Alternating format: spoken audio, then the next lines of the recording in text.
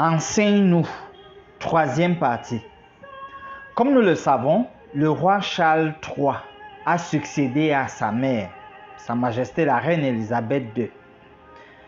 Après avoir reçu les messages de condoléances des porte-paroles des deux chambres du Parlement britannique, la Chambre des Lords et la Chambre des communes, c'était dans la cité de Westminster, le nouveau roi a prononcé son premier discours en tant que monarque.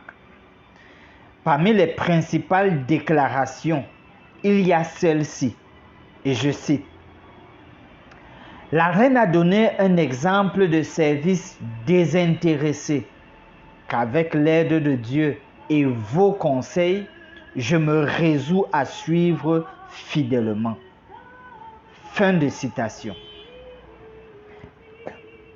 Désintéressé. Ça signifie que la reine ne mettait pas en avant ses propres besoins et désirs par rapport à ceux des autres. En d'autres termes, elle n'était pas égoïste. Quand quelqu'un est désintéressé, il n'est pas égoïste.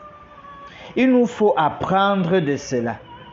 Nous vivons dans un monde où l'égoïsme règne. Plusieurs personnes mettent leurs intérêts en avant et au-dessus des intérêts du groupe ou de l'organisation où ils travaillent. Il nous faut enseigner nos enfants, dès leur tendre enfance. Il nous faut leur dire de considérer aussi les intérêts des autres et pas seulement leurs intérêts. La Bible dit, dans Philippiens au chapitre 2, le verset 4, que chacun de vous, au lieu de considérer ses propres intérêts, considère aussi ceux des autres.